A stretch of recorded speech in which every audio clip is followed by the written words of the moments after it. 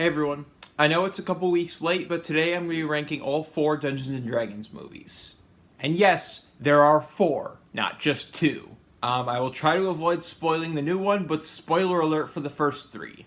Starting off, my number 4 is Dungeons & Dragons, the original. Flying Spaghetti Monster, have mercy. The nicest thing I can say about this movie is that it's very ambitious. Look at the city design. Like, the CGI isn't very good, but you can see what they were going for. You can see the vision. If this had come out 10, 15 years later, the CGI would have been a lot better. But instead, this is what we got. And this is a movie that fails in pretty much every way. The protagonists cannot be called heroes. I think the more accurate term is losers. The acting is all bad, with the exception of Jeremy Irons and Bruce Payne, who are hamming it up to hell and back. You have the power of the immortals. You can control dragons. With the dragon army at my command, I can crush the Empress and control what is rightfully mine. You don't like that, do you? Good. I can use every ounce of your rage. Come on. Follow me. Follow me. I said follow me! The cinematography and editing ranged from adequate to awful. The VFX ranged from passable to terrible. The writing is crap, and the music is all either bad or just generic. This movie was directed by Courtney Solomon, whose other 2 directing credits are Getaway, which is terrible, and An American Haunting, which I have not seen, but it has a 2.1 on Letterboxd, so it's probably not very good. Thora Birch is better than this movie, but she's clearly just here for the paycheck. Marlon Wayans is trying. He's putting in the effort, but I'd say 90% of his scenes just don't work. And Justin Whalen is at least trying. As for Zoe McClellan, I can't tell if she's trying or not, but if she is, she's failing. A score is 1 out of 5. Number 3 is Dungeons & Dragons, Wrath of the Dragon God. You know your movie is bad when the direct-to-video sequels are a step up. Wrath of the Dragon God feels more like D&D than its predecessor, but that's not entirely a good thing. See, it doesn't really feel like a D&D movie so much as it feels like watching a bunch of people play D&D, but it's a D&D session that doesn't have enough of a plot to make a compelling movie.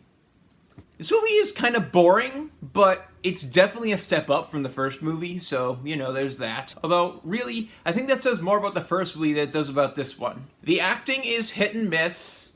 The characters are better written overall than the characters in the first one, but they're still not great. Tell me, Lux, what did your brother see at the Barrier Peaks that drove him crazy? Tread carefully, Rogue. I am treading carefully. I was at the Lincroft Inn the night Yat killed all those people. As was I. Yes, and if memory serves, it was your sword that ended his madness. How can we be sure that she too won't go berserk and put us all at risk? The action scenes are adequate.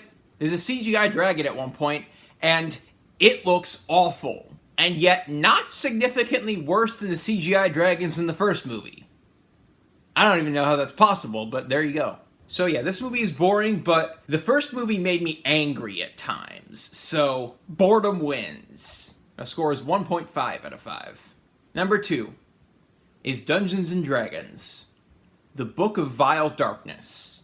This movie represents another small step up for the franchise, but it's still not good. Apparently Megan Good is in this movie as someone named Karima, but I don't remember anyone named Karima, so she must not have made much of an impact. The acting is passable, the action is decent, the writing is meh, musical score is fine. Honestly, the thing I actually enjoyed most of this movie was just the fact that our main character has to join up with the bad guys party in order to accomplish his goals. Like, it wasn't particularly well written, but like the concept alone has enough inherent interest and intrigue that I was kind of engaged.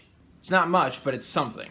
Unlike Wrath of the Dragon God, this movie has zero connection to the previous movies. They're just telling their own story here. Although, to be fair, the second movie's only connection to the first was Bruce Payne as Damodar, but he was written so differently that they might as well have been two different characters, so whatever. The other area where I saw improvement was the directing. Wrath of the Dragon God and this movie are the only two movies I've seen from director Jerry Lively, and I wouldn't say he's a good director, but I will say that he got better in between these two movies.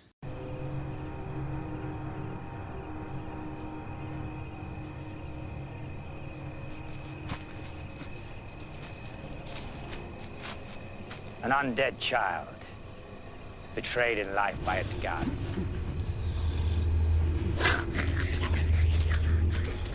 I'm hungry! I'm hungry! What to eat? It suckles on the negative energies that birthed it. Malice, fear, kindness, and compassion are deadly poisons to her.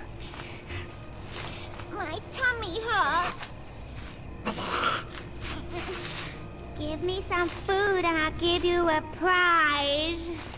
We must prove our hearts are free of decency. My score is 2 out of 5. Finally, as most of you probably expected, my number 1 is Dungeons & Dragons Honor Among Thieves. Okay, before I actually get into this movie, I'm just going to issue a spoiler alert, because just in case. I wish I could go back in time to the year 2000 and show this movie to all the people who were disappointed by the first movie, just to let them know, hey, it's okay, it gets better. This movie, much like The Legend of Vox Machina, is a perfect example of how D&D can work as a movie or a TV show. This is a movie where you could just tell that everyone understood the assignment. And honestly, I was on board with this movie as soon as I found out Chris Pine was playing the Bard. The acting here is solid across the board. Although I do want to give special mention to Michelle Rodriguez, because this is one of the few times I've actually been impressed by her acting.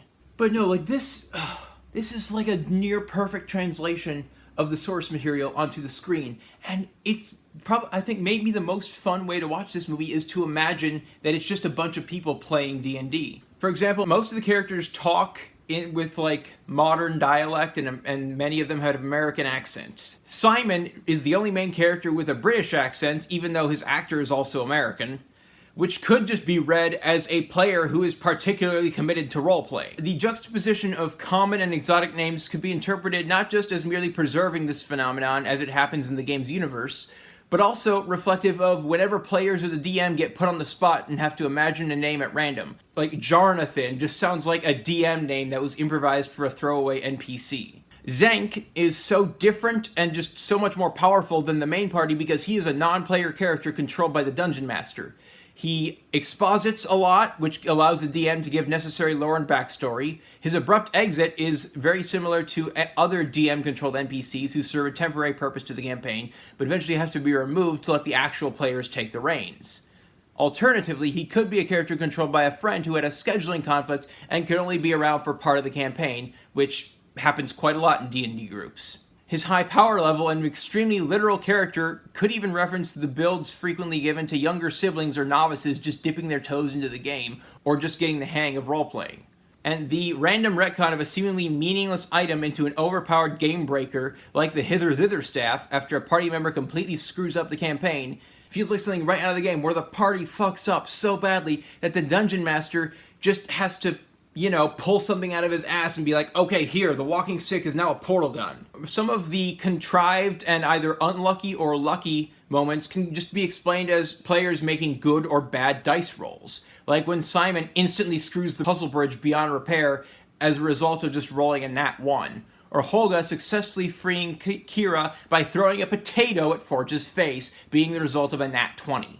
Oh, and also the fairly bizarre choice for Doric to have an arm-mounted slingshot could just be a nod to Dungeons & Dragons' less stringent weapon rule that often allows just rule of cool to apply when playing the game. Even beyond that, this movie is just absolutely delightful. The characters are colorful and you actually root for them. Sophia Lillis especially was delightful in this. I feel like Doric was the least fleshed out of the 4 leads, so here's hoping we get a sequel so they can flesh her out a bit more.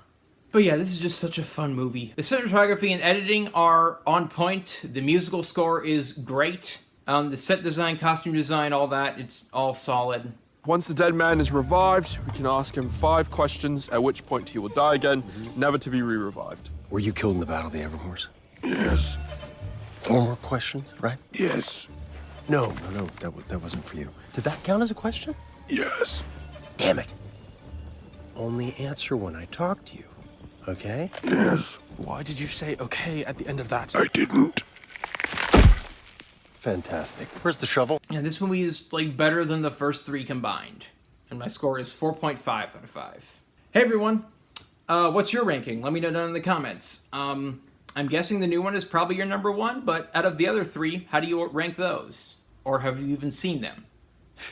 Like and subscribe and all that. If you don't like the video, tell me why, and then subscribe anyway, so you'll be notified when I upload a new video, and you can tell me why that one sucks too. That's all for now.